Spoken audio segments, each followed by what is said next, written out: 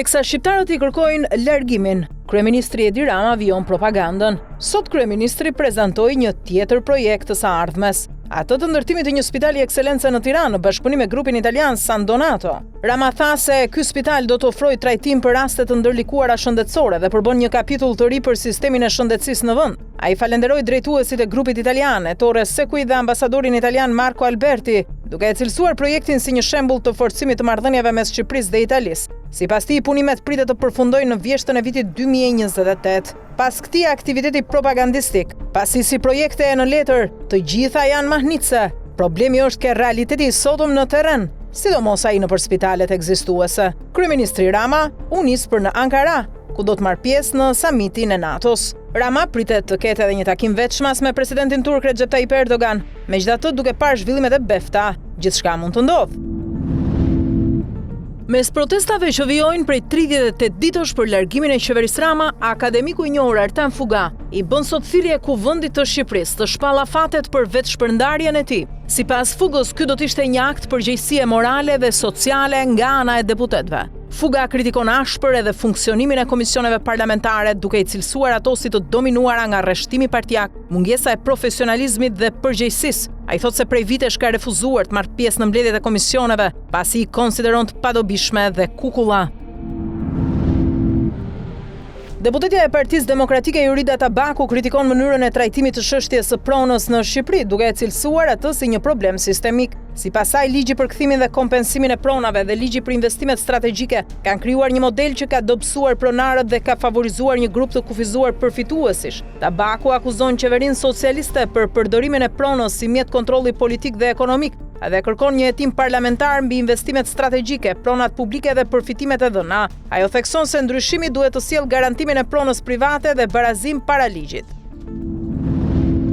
Gjykata e lartë ka unifikuar praktikën për caktimin e masës së sigurisë arrest me burg, duke theksuar se ajo duhet jetë masa e fundit dhe jo zgjedhja automatike. Sipas vendimit të zbardhur ditën e sotme, prokuroria duhet të argumentojë qartë pse kërkon arrest me burg, ndërsa gjykata ka detyrimin të shpjegojë pse masat më të lehta, si arresti shtëpiak apo detyrimi paraqitjes nuk janë të mjaftueshme. Vendimi u mor pas çështjes së 63 vjeçarit Bektash Zeneli, për të cilin u la në fuqi masa e sigurisë arrest shtëpie, pavarësisht kërkesës së prokurorisë për burg. Gjykata thekson se kufizimi i lirisë duhet jetë proporcional dhe në përputhje me standardet e gjykatës europiane për të drejtat e njeriut. Në gjykatën e posaçme po vijon gjykimi në themel ndaj kryebashkiakut të Tiranës Erion Velia, i cili sërish nuk është paraqitur në sallë për shkak të kundërshtimit të zhvillimit të seancave nga kafazi i xhamit. Ndërkohë bashkëshortja e tij Ajola Xoxa ka kërkuar shtyrjen e procesit gjyqësor për 63 ditë pas lindjes së fëmijës, duke argumentuar se nuk mund të sigurojë mbrojtje efektive pa praninë e saj. Avokatët kërkuan pezullimin e procesit, ndërsa gjykata e posaçme në seancat e kaluara ka rrëzuar kërkesat për transmetimin live dhe largimin nga kafazi i xhamit. Prokuroria e posaçme e cilëson këtë masë si të nevojshme për mbarvajtjen e procesit gjyqësor. Policia e Tiranës ka zbardhur konfliktin e ndodhur në rrugën Frosina Plaku në zonën e ish-parkut të autobusëve, ku disa persona u përleshën me sende të forta dhe mjet prerës për motive të dobta. Në pranga kanë përfunduar 3 persona, Luciano Nurçi, Albert Lika dhe Enea Kurti, të dyshuar për plagosje të rëndë me dashje. Një 33 vjeçar është proceduar në gjendje të lirë, pasi ndodhet i shtruar në spital, ndërsa një 17 vjeçar është shpallur në kërkim i dyshuar edhe për mbajtje pa leje të armëve të ftohta. Materialet janë referuar prokurorisë për vijimin e hetimeve. The Sun ka zbuluar një skem të re të kontrabandës së emigrantëve drejt Britanisë së Madhe, ku bandat shqiptaro-britanike përdorin jahte luksoze për të shmangur kontrollet kufitare. Gazetarët u infiltruan duke u paraqitur si shqiptar të deportuar dhe morën ofertë për një udhëtim nga Hollanda drejt Doverit për 15.500 pound. Kontrabandistët pretenduan se jahti kishte dhoma luksoze dhe se së fundmi kishin transportuar me sukses 11 persona. Sipas të dhënave zyrtare, mbi 4.600 persona të dëbuar janë rikthyer ilegalisht në Britaninë e Madhe në 5 vitet e fundit, ku shqiptarët përbëjnë grupin më të madh. Hetimi zbulon gjithashtu se jahtet po përdoren gjithnjë më shpesh për trafikimin e emigrantëve, ndërsa autoritetet britanike kanë arrestuar disa persona të përfshirë në këtë aktivitet. Debati brenda lidhjes demokratike të Kosovës për drejtimin e Lumir Abdixhikut është kthyer në një krizë më të gjerë për të ardhmen politike të partisë, edhe pse nuk ka nisur ende procedurë zyrtare për shkarkimin e kryetarit. Disa degë dhe figura të partisë kanë kërkuar përgjegjësi pas rezultatit zgjedhor. Një grup delegatësh po mbledh firma për një kuvend të jashtëzakonshëm, por ende nuk është arritur numri i nevojshëm. LDK siguroi rritjet mandateve, por mbeti forca e tretë politike në Kosovë, duke hapur diskutimin për strategjinë dhe aftësinë e saj për të rikthyer si alternativë qeverisë së përballë lëvizjes vetëvendosje. Samiti i NATO-s në Ankara zhvillohet sot mes diskutimeve për rritjen e shpenzimeve ushtarake dhe forcimin e aleancës. Vëmendje e ka marrë një foto e presidentit turk Recep Tayyip Erdogan dhe sekretarit të përgjithshëm të NATO-s Mark Rutte, duke ecur dorë për dorë, e interpretuar si simboli rolit në rritje të Turqisë në aleancë. Liderët pritet të shpallin marrëveshje për armatime me vlerë $10 miliarda, ndërsa presidenti amerikan Donald Trump do të zhvillojë takime me Erdoganin dhe krerët e tjerë. Italia synon një takim dypalësh me presidentin turk për të forcuar bashkëpunimin në krahun jugor të NATO-s, ndërsa mbeten tensionet mes aleatëve për ndarjen e barrës së mbrojtjes dhe rolin e Shteteve të Bashkuara të Amerikës.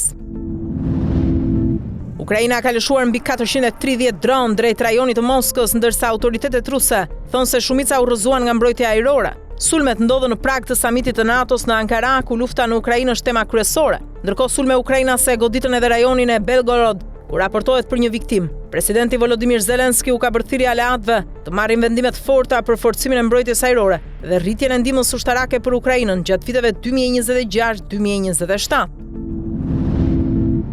Gruaja e dyshuar për sulmin me bombë ndaj oligarkut ukrainas Vadim Yermolayev në Monako është gjetur e vdekur, sipas raportimeve të mediave ruse dhe ukrainase.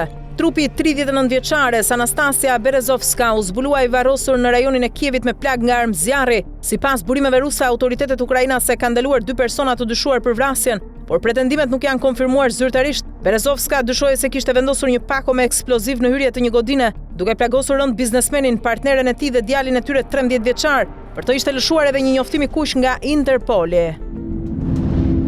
Spanja është kualifikuar në çerek finalet e Kupës së Botës pasi mposhti Portugalin 1-0 në derbin iberik. Ndeshja ishte ekuilibruar me raste në të dyja portat dhe me Cristiano Ronaldo dhe Unai Simon protagonist për Portugalin, ndërsa Diego Costa mbajti në lojë spanjollët me disa pritje vendimtare. Kur gjithçka dukej se po shkonte drejt shtesës, Mikel Merino shënoi në minutën e 91 shtesë pas asistit të Ferran Torres, duke i dhënë fitoren Spanjës. Me këtë humbje përfundon rrugtimi i Cristiano Ronaldos në botror dhe ky ishte kompeticioni i fundit ndërkombëtar për të, ndërsa Spanja në çerek finale pret fituesin e sfidës SBA Belgjik pra këtë të fundit, pasi imposhti me shumë gola Amerikën.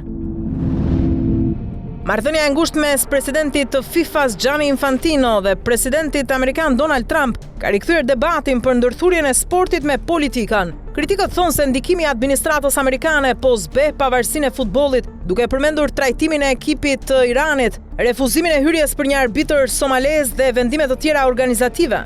Infantino akuzohet se ka afruar FIFA-n me interesa politike për të mbështetur projektet e saj globale, ndërsa federata këmbgulse synon të përdor futbollin si urpërpaqen. Megjithatë, kritikat për përzierjen e sportit me politikën vazhdojnë të shtohen. Një ditë më parë erdhi dhe reagimi nga Komisioni Evropian pikërisht për këtë problem.